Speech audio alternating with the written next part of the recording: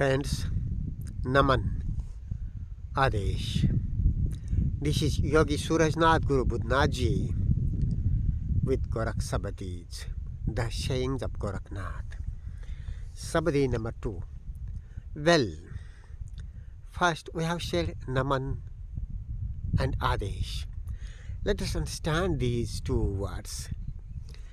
Naman and Adesh, these are wishing, saluting, respecting to each other in general. And these words have their precise meaning. With what sense we wish, we salute, we respect to each other. So Naman, the word Naman is made up of Na plus Mana. No means no, not, un, without, free from.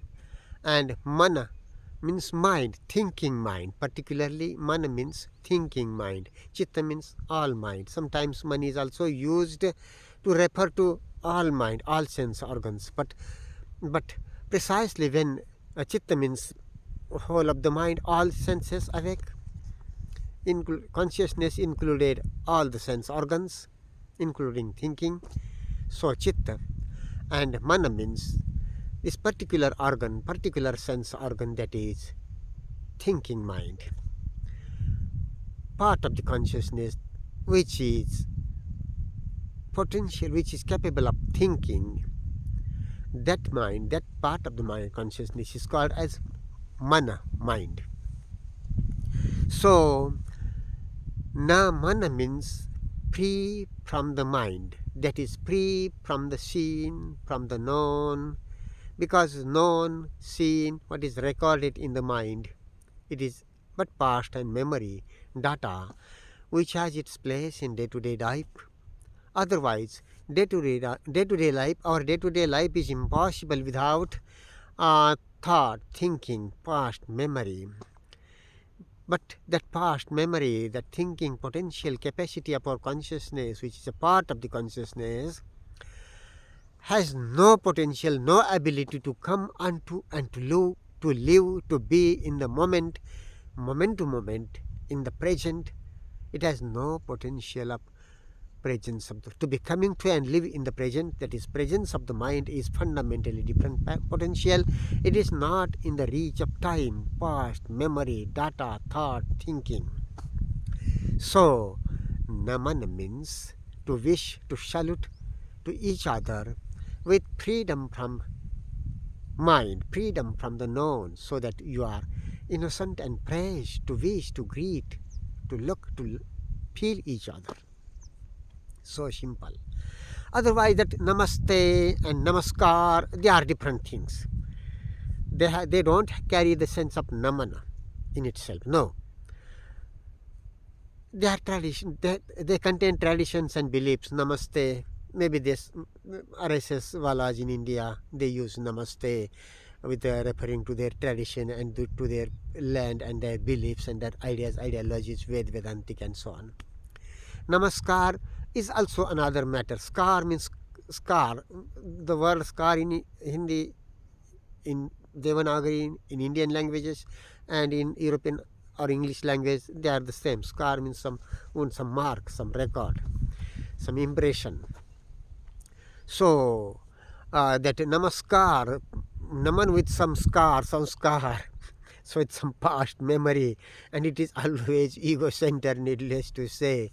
It is being in time, wishing with some known, with some past, with some tradition, belief, maybe Vedic, Puranic, Hindu, Muslim, Torah, whatever. That is all something else. No. Namaskar and Namaste doesn't contain the sense of Naman. Naman has very clear, pure sense. So the word Adesh, we said, Adesh also for wishing, saluting to each other. Adesh is the word that Nath Siddhas or Nath Sadhus, yogis of Gorakh Nath and Siddha school use as a wishing, greeting, saluting to each other, respecting to each other. And apart from that, it has particular specific sense. That sense is implied in its meaning, so that it is reminding to each other. For that, what is the meaning, what is the sense of that word Adesh? Adesh literally means order, harmony, command, and mastery, literally. So adesh means order, harmony, command and mastery. Order and harmony, they are much used words, phrases in this administration, land, order, etc., etc. But in essentially, the presence of the mind is the order. Rest is relative order in the domination, in the field, in the capacity of thought and time, thinking, that is always from the past, so conditioned. Maybe pre-thinking is also not pre, it is from the past. Presence of the mind in itself is innocence. It is not something, it is nothing. Thought or thinking can be good or bad, pleasing or paining, more or less, right or wrong. But presence of the mind has no value. It is invaluable.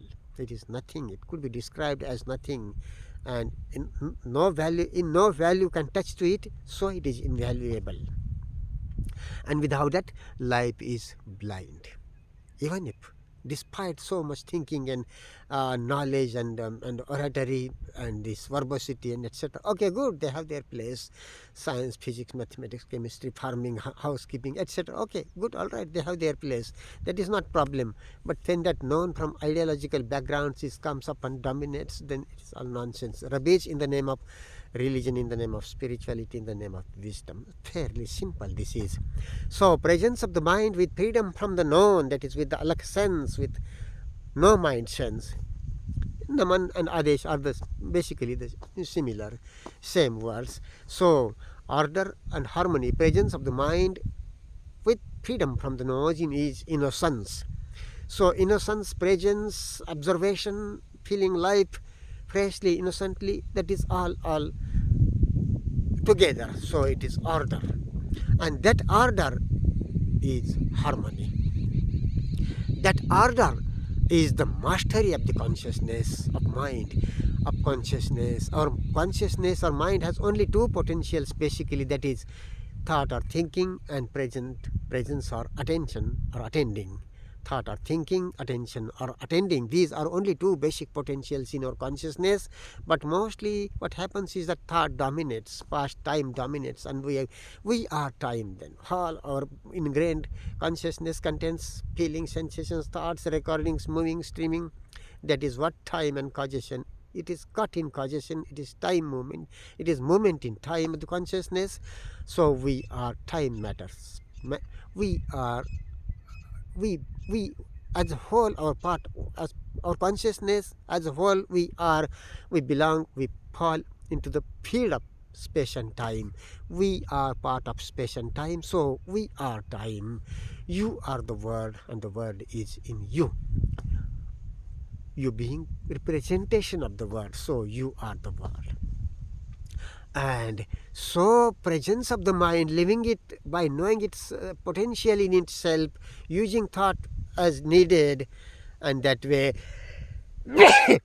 this mastery, this insight into presence, understanding the place and limit of thought, and so open to use it when needed, otherwise open, free, alert, attentive, serious, with ease, to becoming to presence of the mind, attention, intelligence. Attention, not intellect, it is intelligence, it is bodhi, it is panya, it is divine fire, brahmagni, or divine fire, bodhi, or panya, as Buddha says, Gorakh says. So bodhi, panya, these are siddha, words of siddhas and buddhas, of Gorakh, Buddha, and so on. So presence of the mind is mastery. Presence of the mind is mastery, so command and mastery. Order, harmony, command and mastery. That is presence of the mind, that is sense of meditation, observation with praise, past, with freedom from the past known, is so contains the sense, the word adesh. The word adesh contains the sense of order, harmony, command and mastery, that is of the presence of mind, of freedom from the known, of attention, of attending. So meditation, meditating, and it is to remind to each other, apart from wishing each other, greeting each other, saluting each other, respecting each other, it is to remind each other, it is reminding to each other, maybe senior, junior, no senior, psychologically no seniority, no juniority, all are open. Presence of the mind is absolute, and so whoever lives it is a master. He or she is a master. So mastery in one itself, to live it, understanding it, and that reminding to that, apart from wishing, saluting, is the word adesh. So adesh and naman, these are basically the same word. Very nice, very beautiful word to wish, to greet each other. Goodness, so pure goodness in itself is order, harmony, command, and mastery. So when we say good day or good morning like this also basically contains the same sense, let us say. So sabdi number 2. Adekhi dekhibā, dekhi bicāribā, adisiṭi rākhibā cīyā, pātāla ki gangā brahmaṇḍa caṛhāibā, tahā bimala jala pīyā, tahā bimala jala pīyā. Translation by Bhagwan Nath and Yogi Surajnath. Behold the unseen, contemplate the seen. Keep your mind with the unknown, with the unseen, with the unknown. Raise the Ganges below to the egg of Brahma, for there the pure drink, pure water. Very simple words, few words, but profound sense. Complete sense. So look, behold the unseen. What is not seen, be beholding that. Be observing that what is not seen. What is seen? Seen is always the past, the known, that which is recorded in the brain as memory, which is needed in daily life. So don't be tangled with that seen. Use it when needed. Don't be tangled into the known. Use it when needed. Otherwise, free from the known. And see, be beholding, be observing the unseen, the unknown. So let us understand it. Let us not have any idea, imagination about the unseen. For example, let us take a simile, that we look into this flowing stream of this flowing water in a river, in a stream. So water is flowing, running, going. So whatever we see, it is gone. So if we tangle with whatever, if we remain in whatever we have seen, it is gone. It is no more there. Maybe it is memory, but it is not. In every moment there is fresh water that is flowing. So to be looking to the stream of this water, or the stream of this consciousness within, is to be looking the unseen, because it is every time fresh, changing, flowing. So insight into impermanence, anitya bodh. Insight into the alak sense, alak, that is the alak sense. So these fundamental things of Siddhas and Buddhas, the alak sense, freedom from the known by knowing its place and limit, and insight into impermanence, that is anitya bodh, alak sangyan and anitya bodh. Anitya bodh means everything is changing, flowing, streaming, changing, anitya. No attachment to what is past, what is seen, what is recorded, what is in memory. Use it as needed, otherwise psychologically freedom from that. And so beholding the unseen, observing what is freshly every time changing and coming up. So being awake to feeling, sensation, stream, this sounds around in nature, even silent solitude as it sounds, humming, thrilling, or whatever it sounds. So we are awake, alert, around and within, to the stream of life as it is. So behold the unseen, contemplate the seen, inquire into the seen. Know what the seen or the known is, what thought or thinking is. It is always from the past, on the basis of the past, which has its place in daily life, and psychologically that's limit. It has its limit. So inquire into the matter of thought, and with freedom from thought. So by knowing its place and limit, be beholding, behold the unseen. Just be observing what the stream of life is. And this conscious observation is insight into presence, into innocence, into the moment of life as it is. And that way the awakening of bodhi, that way the raising of the, we will come to that. So beholding the unseen, inquiring into the seen, into the known, into thought, and so beholding the unseen, observing what the stream of mind is. That way you keep your mind with the unknown, with the unseen. So you are observing every time, coming to observation, to be coming to observation. Observation is the mother, observation is the father, observation is meditation, observation is emptiness. So Gorakh says, observation is the mother, observation is the father. Observation is flawless by itself. Whoever knows the mystery of this observation, he is complete in himself. He is not biased.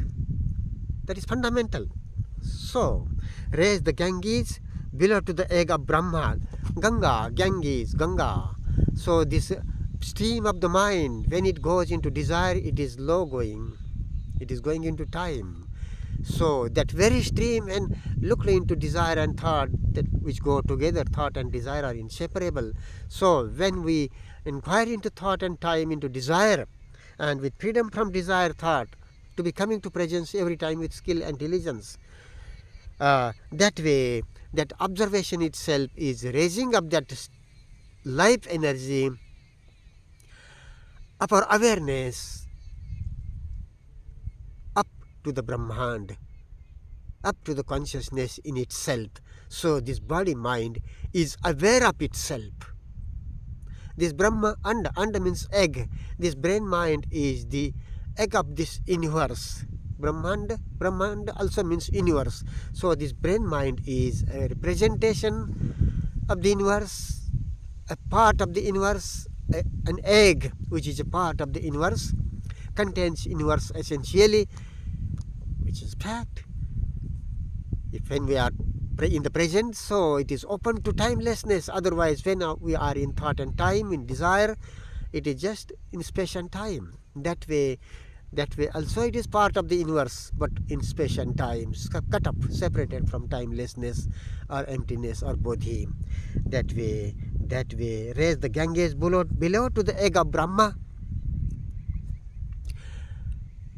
Come every time, be open to be coming to the presence of the mind, and that is raising this the energy, life energy from time into timelessness. Simple. For there the pure drink pure water,